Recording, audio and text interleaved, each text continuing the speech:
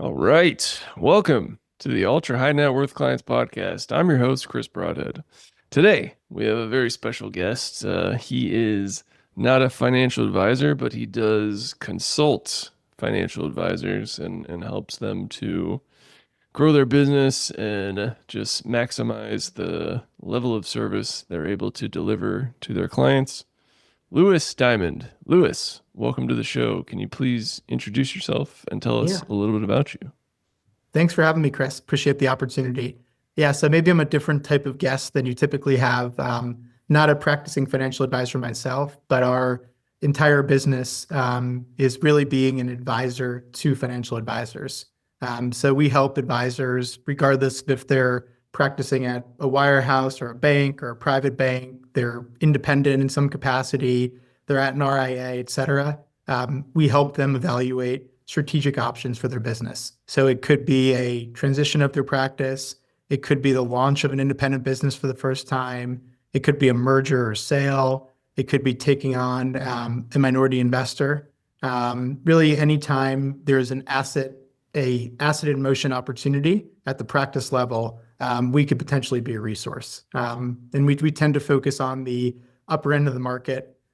Typically, we'll help transition around 25% of advisors managing $1 billion or more in assets who transition in a given year. And we'll help folks really go to any firm or type of firm on the broad spectrum of the industry. Mm-hmm. Okay. Wow. Lot to dig into there. How did you start working with this specific service within the advisor niche? Yeah, so it's a family-run business. My mom, Mindy Diamond, founded her firm, Diamond Consultants, about 30 years ago. She kind of stumbled into it. She was a very successful recruiter in the accounting field, left the workforce for a little bit to begin raising my brother and I. And then her best friend to this day was a manager for Morgan Stanley or Dean Witter at the time. And over a couple glasses of wine at dinner, he was complaining about the quality of recruiters or headhunters for, I guess we called them brokers at the time. So she kind of just started helping him on the side, and it grew from there. And what she kind of hit on early was that financial advisors are more sophisticated than the norm, and that advisors didn't want to be sold anything. They wanted a consultant. They wanted to be listened to. They wanted someone who took their concerns into account and wasn't just focused on making a deal or making a placement, but was really invested in their success. And I joined her about 10 years ago from a consulting background and started it on the ground floor within her company, just cold calling, kind of learning the ropes, and then gradually ascended our ranks. So now I'm the president, run the company on a day-to-day basis, and get to partner with my younger brother, Jason, and both my mom and dad are still in the business as well. Awesome. And are they gonna make the move out to Utah with I you? don't think so. No, they're No. they're more East Coast based than I am. They don't like to ski and hike the same way that I do. Yeah, got it. They hate sunshine and the best snow on earth. Yeah, exactly. They just don't like snow very much. Yeah, yeah. Gotcha. That's awesome. That's great. You get to work with mom and dad and younger bro. It's truly a family business. Yes. Yeah, awesome. So, how for any advisors that are listening, like how can you help them and why would they want to work with you? Yeah. So, I mean, I would say that it's not a requirement to work with us or for any sort of recruiter or consultant, but there isn't any financial downside to do so. The advisors, they don't pay us directly. We're paid by a hiring firm or a custodian or a platform. So very similar to buying a house. You can go on Zillow and walk to open houses and try to negotiate your own deal. Or you can choose to work with expert representation to really help understand what you're trying to solve for, your goals, And basically, our job is just to constantly be doing due diligence on over 500 different firms on a daily basis. So can really just listen to an advisor, ask them the right questions to get them aligned kind of in the right way, and then put a very organized plan in place to help them identify first whether they're going to stay or go, and second, if they go, where they're going to go to. So it's really just, I guess, the reason why end clients work with a financial advisor. It's complex, it's confusing. You don't want to make a bad choice. So that's kind of why folks would work with us.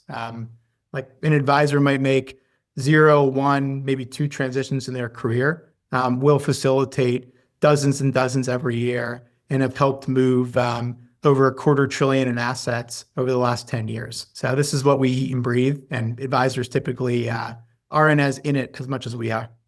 Mm-hmm. Okay, awesome. So the most common sort of assistance you offer advisors is finding a better fit for their practice, a better broker dealer. Yeah, so it doesn't matter to us if someone wants to go independent, start their own RIA firm, they want to join an independent broker dealer, they want to move from UBS to Morgan Stanley, they want to go to Raymond James or RBC. We're agnostic as to where they land. Our only mandate is to help advisors in a very objective way make the best decision based upon their goals and their client needs. But it doesn't matter to us where someone goes. Honestly, the most engaging interactions we have with advisors are where they're not really sure what's best for them, and maybe there's conflicting priorities amongst their team, or they love the idea of independence, but maybe it's just not the right time. So we'll really just help distill what's a very, very complex ecosystem for advisors, especially quality ones, and try to make it more digestible. Mm-hmm. Okay. And how do you help these advisors make the best decision? Yeah, so it's not our job to make the decision for the advisor, but Mm-hmm. we start off with a pretty in-depth assessment that we've kind of perfected over the years. It's really, we think, are the right questions that any advisor team should ask themselves before they really dig into a process. So it's questions like, what's working for you at your firm? If you had a magic wand, what would be the three things that your firm would offer? What are your client needs? Any concerns about portability? How important is upfront capital versus equity? So we really try to make it a strategic process where we get the inputs from the advisor. We educate them on a multitude of options. And then based upon those conversations and this assessment, we'll make targeted recommendations of what we think are the best in class options across the different things they're looking at. So from there, it's just a lot of meetings and homework for them, but we're confident that we're showing them the right things and that we're an objective resource on their side of the table to help them get their questions answered, get them the best possible economic terms, and then just give them confidence that either they're in the right place, they don't need to transition, or that XYZ firm or type of firm is the best possible fit. Mm-hmm. Awesome. So, those questions are pretty boilerplate, but still very important. Have you noticed any interesting shifts in how advisors are answering those questions over the last, 6 months to 3 years? Yeah, it's a great question. Thank you. Yeah, I would say that we've seen a trend where advisors, even if they're employees of a firm and they're not business owners, they're really thinking of their business as a business that has real value. So even though UBS or Merrill claims that they own the clients, I know, and the advisor knows that in actuality, they own the relationships. So we've seen advisors really prioritize, I'd say, a bit of a longer term orientation. So there's still plenty of advisors who move every 10 years to get a deal, and it's more about the short term. But the shift we've seen is advisors are, even if they're pretty happy, are thinking about where's my practice going to be best served for the next 3, 5, 10 years. It's important to me, as an example, to own my equity, to build something, and really just thinking a little bit longer term. I think that's probably the biggest shift we've seen is just even if folks aren't super unhappy and running out the door, that they are holding their firm up to a new light and expecting more and are willing to take action if they feel misaligned with the long-term direction of their firm. Mhm. Awesome. Awesome. Have you noticed, in my own experience with advisors, we predominantly interview independent advisors or kind of advisors from quasi-independent firms. Mhm. Maybe they're bigger, like Ameriprise or LPL. Have you noticed a bigger interest in, this independent route, keeping more of your percentage, less compliance headaches? What are you noticing from the independent perspective? Yeah, it's a great question. I think there's a narrative in the media and just anecdotally where everyone thinks every advisor is going independent and that the banks and wirehouses are doomed. Everyone's leaving, then the next few years they're going to be gone. That's definitely not the case. We have seen a meaningful uptick in advisors going independent. I'd say the biggest change is pretty much everyone we talk to at least has a passing interest in understanding it because either they heard about their friend who sold their practice for a crazy multiple or who wouldn't want more autonomy and flexibility and to own their business. But from our business, we tend to focus more on the wirehouse community. So helping advisors from the wirehouses make transitions.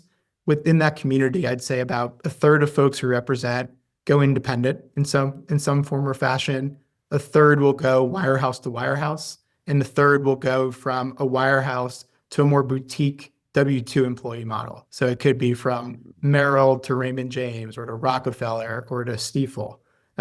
So it's a pretty decent dispersion. The biggest thing we've seen, honestly, is that there isn't one firm or one model or one type of firm that's the outsized winner. A quality business has more options than ever before. Many of them could be in the independent space, but there's also tons of options that give advisors a bit more autonomy than they're used to, or really help solve for some of their needs. To my earlier comment, I don't think the wirehouses are going anywhere. Even though, like I've seen all the data, like you have, that the RIA independent movement is growing, the wirehouse segment is shrinking to an extent. It's still the right home for a lot of advisors. So it's very active, the movement to independence, but it's not like every advisor we work with is going to go independent. It's probably Mhm. that third dispersion that I just mentioned. Yeah, yeah, I agree with you. I think it's overblown that every advisor will be independent in the next 2 years. But it is, I have at least two or three conversations a week where, I'm talking to someone from a wirehouse and they're like, I want to do everything that you are talking about, but I am not allowed. I can't even come on your podcast. Yep. That seems like a major red flag, with how fast technology is moving. Every time I go on YouTube, it's like, here's another insane thing that ChatGPT or some Mhm. other LLM is doing, and it's like you're not even allowed to go on a podcast. Like, how are you going to compete? Yeah, it's a Um, great question. I mean, yeah. honestly, it's just some advisors, they don't care. What they really care about is stability. It's I have a big brand behind me. I know when I go into the office, I have an office, it's cleaned, I have my computers, my business cards are printed, and as long as I can run portfolios the way I want to, work with the clients I want to, with fairly limited interference, then I don't really care. The rest kind of works itself out. We are seeing, though, whether it's younger advisors or advisors who want to grow their business in a different way, the benefits of independence are truly undeniable. But it's a lot of work to be a business owner. And for some, and why I think the wirehouses are not going anywhere, that model just makes sense to them. And of course, everyone wants to be more efficient and to grow faster. But for many advisors, they feel like they can do that in the comfy confines of a large firm. Hmm. Yeah. And Yeah. trust me, I understand on the podcast side, we've run our own podcast for 7 or 8 years called the Diamond Podcast for Financial Advisors. And we try to talk about the entire industry. But when we interview guests, they all happen to be independent advisors because advisors at the major firms aren't allowed to have their own unique brand or share their views on a podcast. Hmm. Yeah. Same issue here. It's not for lack of trying. We've tried, but Yeah. yeah, it's kind of like beating a drum and no one's listening. Yeah.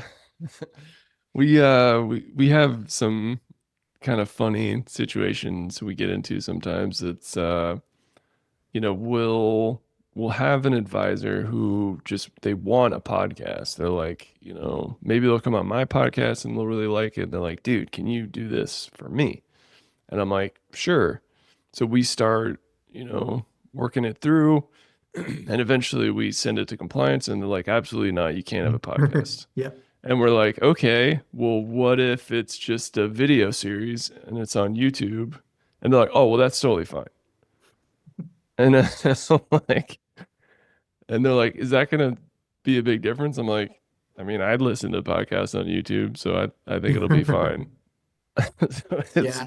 I mean, there's it's always this, there's like FINRA rules, SEC rules, and then there's how firms interpret it. And that's the rub that most advisors have is that everyone knows compliance is there for a reason and that you want to follow regulations so you're not sued, so clients are taken care of. But what gets frustrating is the broad policy that firms make. And they probably had the right intention when they made this podcast versus YouTube rule, but it's much easier to make a rule or make a mandate across your entire advisor force rather than advisor by advisor make exceptions. And I think it's only going to get worse. The feeling of lowest common denominator is only going to accelerate as there's more rules and regulations and proliferation of technology.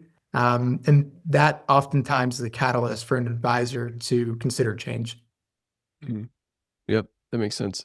So, you know, when an advisor finds you, how did they find you and what were they looking for help with? Yeah, so I wish every advisor found us. We still are very proactive in trying to form relationships and educate and add value to advisors. Oftentimes, decades before they ever move, or a lot of times they don't ever make a move.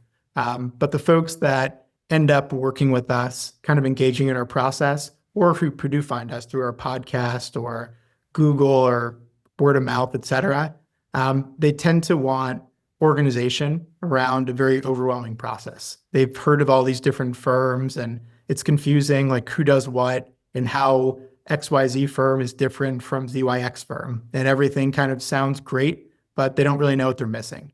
And they tend to want expert guidance that they don't want to be sold like they're going to be sold by any firm they talk to. So they want someone on their side of the table to help them be an objective resource, ask them the hard Hmm. questions, point out the things that a salesperson at a firm isn't sharing, or maybe reframe what they're hearing and try to match that up with their goals. So it tends to be those reasons. It's also a very lonely process. Like if you're considering changing firms, you're not telling your friends, you're not telling folks in your office. Some advisors won't even tell their team. So it just helps to have someone that they can bounce stuff off of and not be as lonely. So we are kind of a life coach at times. We're a marriage counselor with team dynamics from at times. We're consultants. We're recruiters. We're kind of called on to wear a lot of different roles in an advisor's life. Hmm. Yeah, and I'm sure that's a much appreciated mentor relationship that you have. Would it be fair to say that you are, you know, and I hope I'm not offending by saying this, like essentially a real estate agent, but instead of helping them find, like you're helping them find a home, but it's like a home for their practice rather than a home, physical home. Would Yeah. that I, make sense? I think it's a Yeah. fair analogy. Like our Okay. compensation mechanism is similar to buying a home where you pick to work with representation. you know the real estate agent is gonna get paid as part of the transaction, but I'm not Hmm. paying them directly. So it's similar in that regard. I almost think we're more like a sports agent or like a Hollywood agent, Hmm. Hmm. where we help negotiate their deals, where we're interfacing on their Hmm. behalf with a multitude of different entities. Um, Hmm. I also just like sports a lot, so I feel like that's a better Yeah. analogy in my view. We're gonna get you the best signing bonus here, but Exactly. And that is part of it. In every deal guaranteed. we work, like there is signing bonuses or there's a transaction. So even someone who's starting their an RA with Schwab, there's a decent amount of negotiation we do on their behalf. Hmm. Okay, that's awesome. Yeah, that's an even better analogy. A sports Mhm. agent. Are there many firms like you guys out there?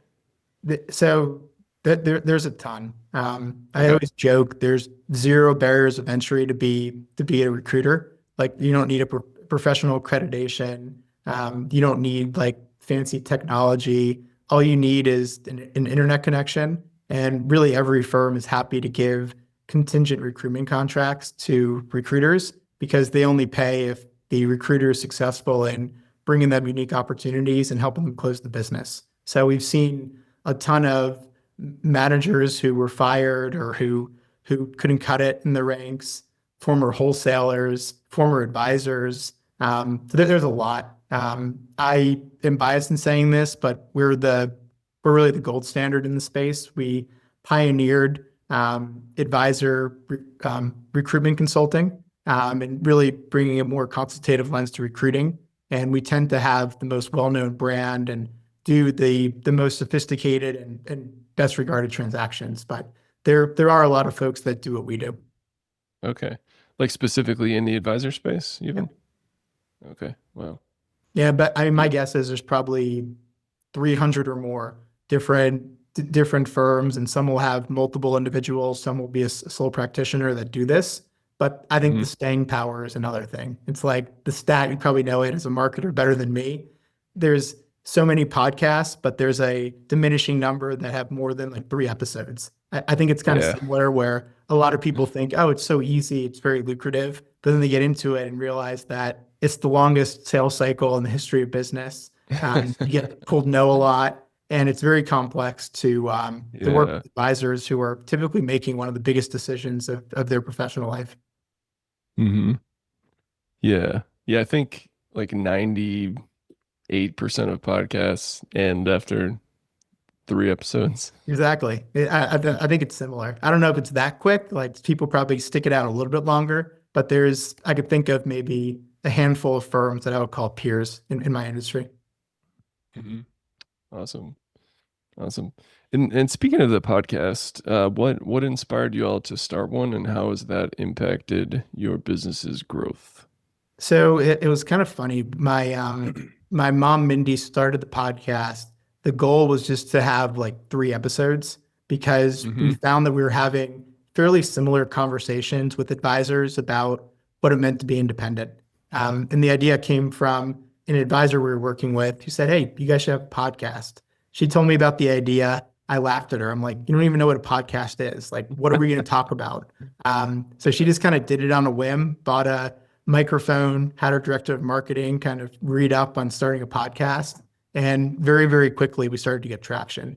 We started to have advisors reach out to us.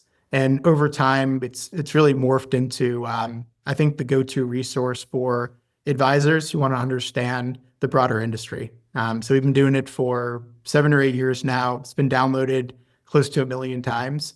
And we've Wow. gotten some of the biggest names in the industry on the show. And about half the episodes are with advisors who have broken away to start their own firms or who run massive independent firms. So it's a lot of fun to do. I co-lead it with her. And aside from being a really good business development tool, it's also just our way to give back to the industry and put our unique mark on educating advisors and folks in the industry. Hmm.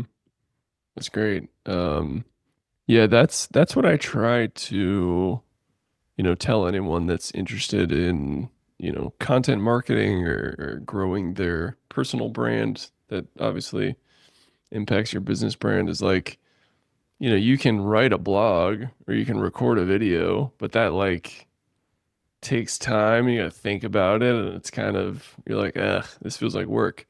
But Yep. here, you and me, we're just new pals talking about stuff that we like to talk about, Exactly. I mean, I and we think the just big thing hit is just record. it is Yeah, just it's just sticking with it. yeah. Like it's like you don't know who's listening. Like there's apps where you can see how many people download it, but even that's pretty opaque. It's kind of just trusting that if you stick with it, you're committed to it, you're saying something interesting and different, that Hmm. somehow, some way, people will find it. And if you really lean into it, it's a really scalable way to amplify your brand, and to get in front of people that you're never going to have time to call or outreach directly. Hmm.